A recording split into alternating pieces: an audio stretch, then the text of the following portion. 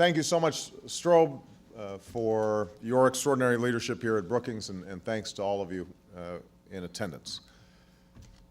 Almost exactly 1 year ago, on a frigid winter's day, I met with my new economic team at the headquarters of my presidential transition offices in Chicago.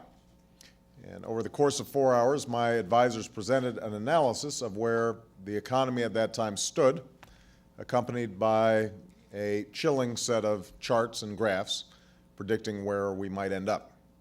It was an unforgettable series of presentations.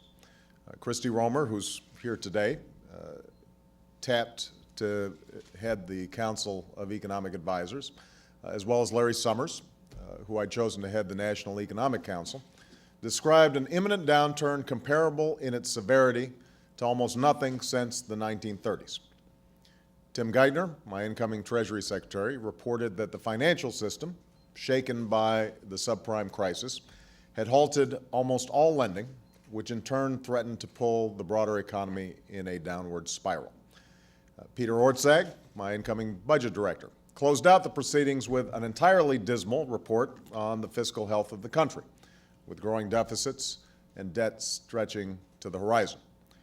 Now, having concluded that it was too late for me to request a recount, I tasked my team with mapping out a plan to tackle the crisis on all fronts. It wasn't long after that meeting, as we shaped this economic plan, that we began to see some of these forecasts materialize. Over the previous year, it was obvious that folks were facing hard times. As I traveled across the country during the long campaign, I would meet men and women bearing the brunt of not only a deepening recession, but also years, even decades, of growing strains on middle-class families. But now the country was experiencing something far worse. Our gross domestic product, the sum total of all that our economy produces, fell at the fastest rate in a quarter century. $5 trillion of Americans' household wealth evaporated in just 12 weeks as stocks, pensions, and home values plummeted. We were losing an average of 700,000 jobs each month, equivalent to the population of the state of Vermont. That was true in December, January, February, March. The fear among economists across the political spectrum was that we were rapidly plummeting towards a second Great Depression. So in the weeks and months that followed, we undertook a series of difficult steps to prevent that outcome. And we were forced to take those steps largely without the help of an opposition party, which, unfortunately, after having presided over the decision-making that had led to the crisis, decided to hand it over to others to solve. We acted to get lending flowing again, so businesses could get loans to buy equipment and ordinary Americans could get financing to buy homes and cars, to go to college, and to start or run businesses. We enacted measures to stem the tide of foreclosures in our housing market, helping responsible homeowners stay in their homes and helping to stop the broader decline in home values, which was eating away at what tends to be a family's largest asset. To achieve this and to prevent economic collapse, we were forced to extend assistance to some of the very banks and financial institutions whose actions had helped precipitate the turmoil. We also took steps to prevent the rapid dissolution of the American auto industry, which faced a crisis partly of its own making, to prevent the loss of hundreds of thousands of jobs during an already fragile, shaky time. Now, these were not decisions that were popular or satisfying. These were decisions that were necessary. Now, even as we work to address the crisis in our banking sector, in our housing market, and in our auto industry, we also began attacking our economic crisis on a broader front. Less than 1 month after taking office, we enacted the most sweeping economic recovery package in history, the American Recovery and Reinvestment Act. The Recovery Act was divided into 3 parts. 1/3 went for tax relief for small businesses and 95% of working families. Another third was for emergency relief to help folks who've borne the brunt of this recession. We extended or increased unemployment benefits for more than 17 million Americans. made health insurance 65% cheaper for families relying on COBRA, and for state and local governments facing historic budget shortfalls as demand for services went up and revenues went down, we provided assistance that has saved the jobs of hundreds of thousands of teachers and public school workers, firefighters, and police officers. The last third of the Recovery Act is for investments to put Americans to work doing the work that America needs done, doubling our capacity in renewable energy like wind and solar, computerizing medical records to save money and lives, providing the largest boost to medical research in history, renovating classrooms and school laboratories, and upgrading roads and railways as part of the largest investment in infrastructure since the creation of the interstate highway system half a century ago. And even as the Recovery Act has created jobs and spurred growth, we have not let up in our efforts to take every responsible action to get the economy growing and America working. This fall, I signed into law more than $30 billion in tax cuts for struggling businesses, extended an effective tax credit for homebuyers, and provided additional unemployment insurance for 1 million Americans. And the Treasury is continuing to adapt our financial stability plan, helping to facilitate the flow of small credit to small businesses and families. In addition, we're working to break down barriers and open overseas markets so our companies can better compete globally, creating jobs in America by exporting our products around the world. Now, partly as a result of these and other steps, we are in a very different place today than we were 1 year ago. We may forget, but we're in a very different place. We can safely say that we are no longer facing the potential collapse of our financial system, and we've avoided the depression many feared. Our economy is growing for the first time in a year, and the swing from contraction to expansion since the beginning of the year is the largest in nearly 3 decades. Finally, we're no longer seeing the severe deterioration in the job market that we once were. In fact, we learned on Friday that the unemployment rate fell slightly last month. So this is welcome news, and news made possible in part by the up to 1.6 million jobs that the Recovery Act has already created and saved, according to the Congressional Budget Office. But I'm here today because our work is far from done. For even though we've reduced the deluge of job losses to a relative trickle, we are not yet creating jobs at a pace to help all those families who've been swept up in the flood.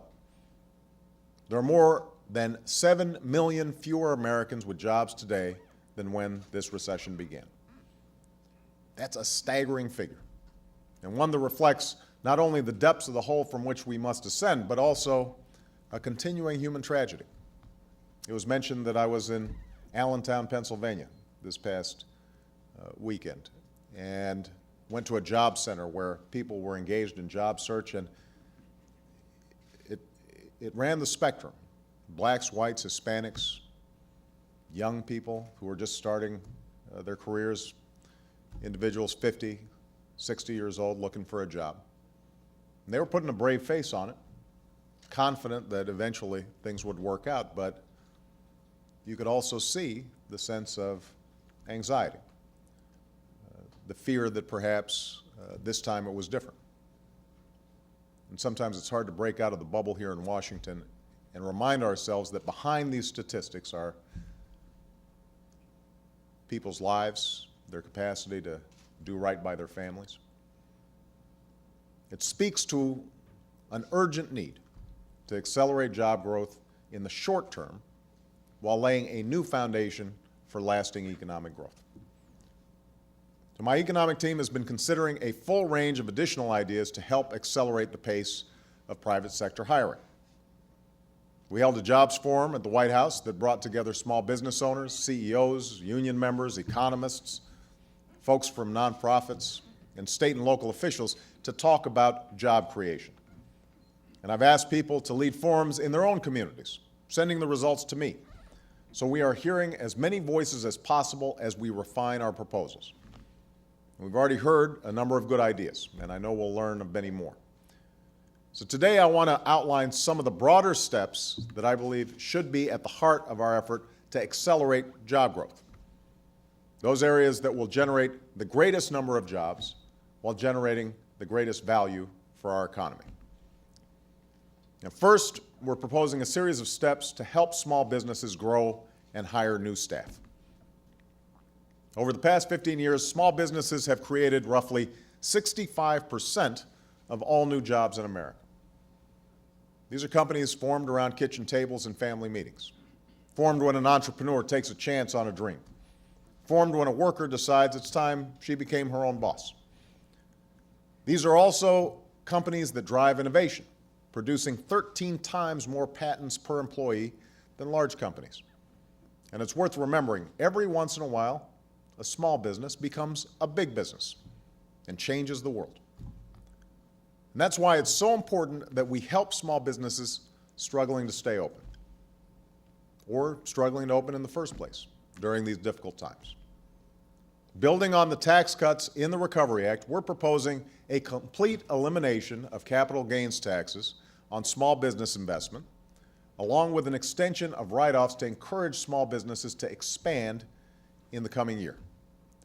And I believe it's worthwhile to create a tax incentive to encourage small businesses to add and keep employees, and I'm going to work with Congress to pass one. Now, these steps will help, but we also have to address the continuing struggle of small businesses to get loans that they need to start up and grow. To that end, we're proposing to waive fees and increase the guarantees for SBA-backed loans.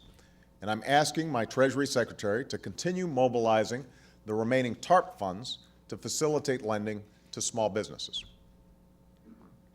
Second, we're proposing a boost in investment in the nation's infrastructure beyond what was included in the Recovery Act, to continue modernizing our transportation and communications networks. These are needed public works that engage private sector companies, spurring hiring all across the country. Already more than 10,000 of these projects have been funded through the Recovery Act. And by design, Recovery Act work on roads, bridges, water systems, Superfund sites, broadband networks, and clean energy projects will all be ramping up in the months ahead. It was planned this way for two reasons. So the impact would be felt over a 2-year period, and more importantly, because we wanted to do this right. The potential for abuse in a program of this magnitude while operating at such a fast pace was enormous.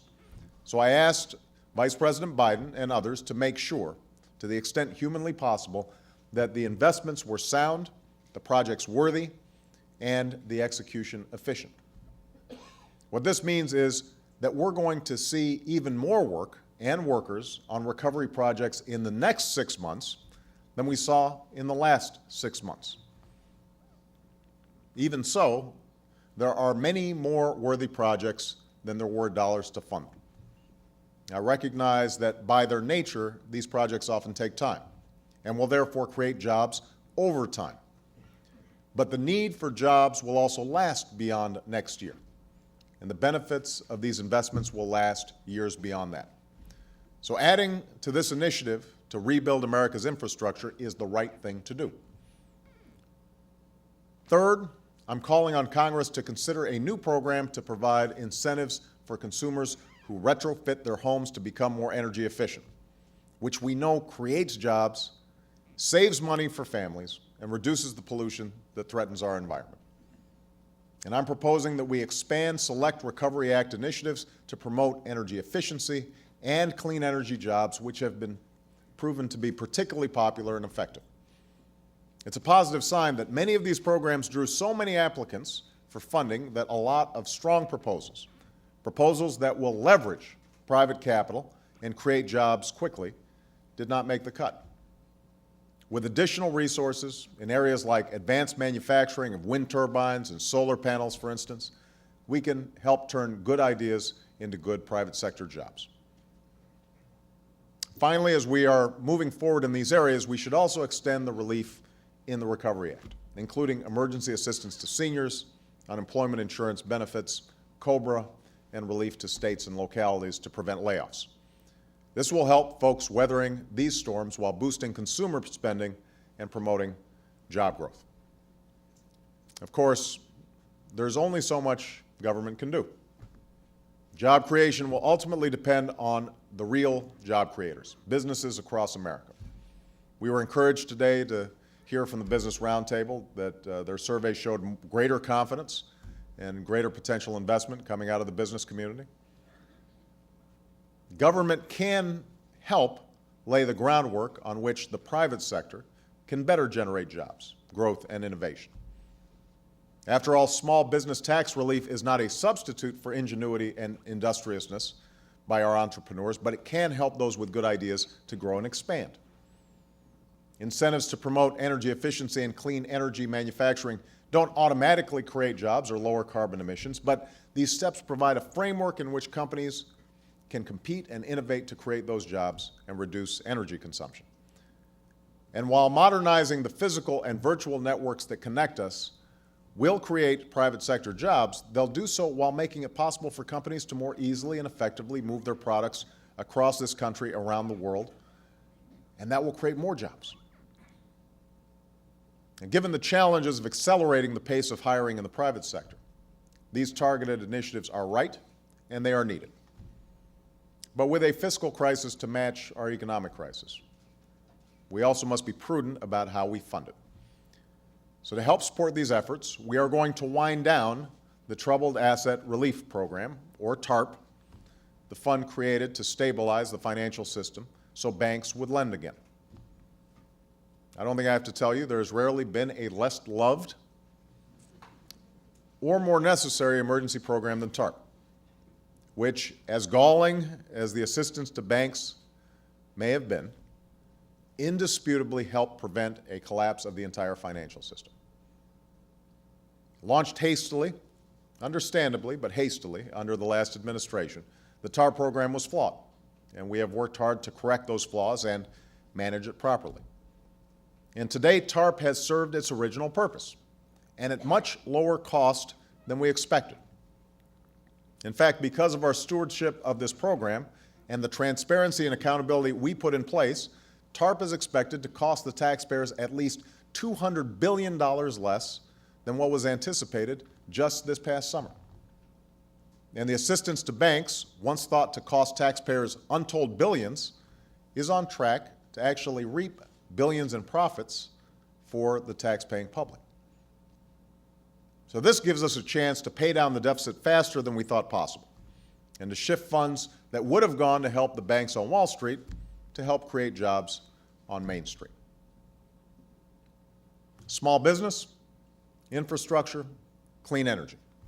These are areas in which we can put Americans to work while putting our nation on a sturdier economic footing. And that foundation for sustained economic growth, that must be our continued focus and our ultimate goal. I've said this before, even before this particular crisis, much of our growth for a decade or more had been fueled by unsustainable consumer debt and reckless financial speculation, while we ignored the fundamental challenges that hold the key to our economic prosperity. We cannot simply go back to the way things used to be. We can't go back to an economy that yielded cycle after cycle of speculative booms and painful busts. We can't continue to accept an education system in which our students trail their peers in other countries, and a healthcare system in which exploding costs put our businesses at a competitive disadvantage. And we cannot continue to ignore the clean energy challenge or cede global leadership in the emerging industries of the 21st century. And that's why, even as we strive to meet the crisis of the moment, we have insisted on laying a new foundation for the future. Because an educated workforce is essential to a 21st century global economy, we've launched a competitive Race to the Top fund through the Recovery Act to reform our schools and raise achievement, especially in math and science. And we've made college more affordable, proposed a historic set of reforms and investments in community college, and set a goal of once again leading the world in producing college graduates by the year 2020. Because even the best trained worker in the world can't compete if our businesses are saddled with rapidly increasing healthcare costs. We are fighting to do what we have discussed in this country for generations, finally reforming our nation's broken health insurance system and relieving this unsustainable burden. Because our economic future depends on a financial system that encourages sound investments, honest dealings, and long-term growth, we've proposed the most ambitious financial reforms since the Great Depression.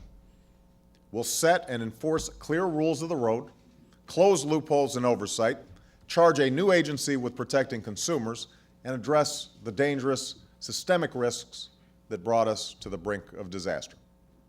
These reforms are moving through Congress. We're working to keep these reforms strong, and I'm looking forward to signing them into law. And because our economic future depends on our leadership in the industries of the future, we are investing in basic applied research and working to create the incentives to build a new clean energy economy. For we know the nation that leads in clean energy will be the nation that leads the world. I want America to be that nation. I want America's prosperity to be powered by what we invent and pioneer, not just what we borrow and what we consume. And I know that we can and will be that nation if we're willing to do what it takes to get there. Now, there are those who claim we have to choose between paying down our deficits on the one hand and investing in job creation and economic growth on the other. This is a false choice.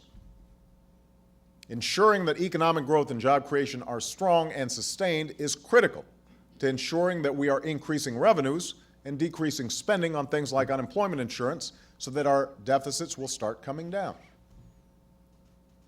At the same time, instilling confidence in our commitment to being fiscally prudent gives the private sector the confidence to make long-term investments in our people and in America.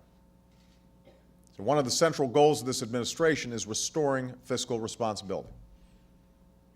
Even as we have had to spend our way out of this recession in the near term, we've begun to make the hard choices necessary to get our country on a more stable fiscal footing in the long run. So let me just be clear here. Despite what some have claimed, the cost of the Recovery Act is only a very small part of our current budget imbalance. In reality, the deficit had been building dramatically over the previous 8 years. We have a structural gap between the money going out and the money coming in. Folks passed tax cuts and expansive entitlement programs without paying for any of it, even as health care costs kept rising year after year. As a result, the deficit had reached $1.3 trillion when we walked into the White House. And I'd note, these budget-busting tax cuts and spending programs were approved by many of the same people who are now waxing political about fiscal responsibility, while opposing our efforts to reduce deficits by getting health care costs under control. It's a sight to see. The fact is, we have refused to go along with business as usual. We are taking responsibility for every dollar we spend. We've done what some said was impossible, preventing wasteful spending on outdated weapons systems that even the Pentagon said it didn't want. We've combed the budget, cutting waste and excess wherever we could. I'm still committed to halving the deficit we inherited by the end of my first term, cutting it in half. And I made clear from day one that I would not sign a health insurance reform bill if it raised the deficit by one dime, and neither the House nor the Senate bill does. We've begun not only changing policies in Washington, we've also begun to change the culture in Washington. In the end, the economic crisis of the past year was not just the result of weaknesses in our economy. It was also the result of weaknesses in our political system. Because for decades, too many in Washington put off the hard decisions. For decades, we've watched as efforts to solve tough problems have fallen prey to the bitterness of partisanship, to prosaic concerns of politics, to ever-quickening news cycles, to endless campaigns focused on scoring points instead of meeting our common challenges. We've seen the consequences of this failure of responsibility. The American people have paid a heavy price. And the question we'll have to answer now is if we're going to learn from our past, or if, even in the aftermath of disaster, we're going to repeat those same mistakes. As the alarm bells fade, the din of Washington rises, as the forces of the status quo marshal their resources, we can be sure that answering this question will be a fight to the finish. But I have every hope and expectation that we can rise to this moment, that we can transcend the failures of the past, that we can once again take responsibility for our future. Now, every night, I read letters and emails sent to me from people across America, ordinary folks, people who share their hopes and their hardships, their faith in this country, their frustration with what's happened in this economy. I hear from small business owners worried about making payroll, keeping their doors open. I hear from mothers and fathers, sons and daughters who've seen one or two or more family members out of work. The toughest letters are in children's handwriting. Kids write to me. My dad just lost a job. My grandma's sick. She can't afford health insurance. Kids who can't just be kids because they're worried about mom's having her hours cut or dad losing her job or a family without health insurance. Now, these folks aren't looking for a handout. They're not looking for a bailout. Just like those people I visited in Allentown. All they're looking for is a chance to make their own way, to work, to succeed, using their talents and skills. And they're looking for folks in Washington to have a seriousness of purpose that matches the reality of their struggle. Everywhere I've gone, every stop I've made, there are people like this, men and women who have faced misfortune, but who stand ready to build a better future. Students ready to learn, workers eager to work, scientists on the brink of discovery, entrepreneurs seeking the chance to open small businesses. Everywhere I go, there are once shuttered factories just waiting to whir back to life in burgeoning industries. There is a nation ready to meet the challenges of this new age and to lead the world in this new century. And as we look back on the progress of the past year and look forward to the work ahead, I have every confidence that we will do exactly that. These have been a tough 2 years, and there will no doubt be difficult months ahead. But the storms of the past are receding. The skies are brightening, and the horizon is beckoning once more. Thank you very much.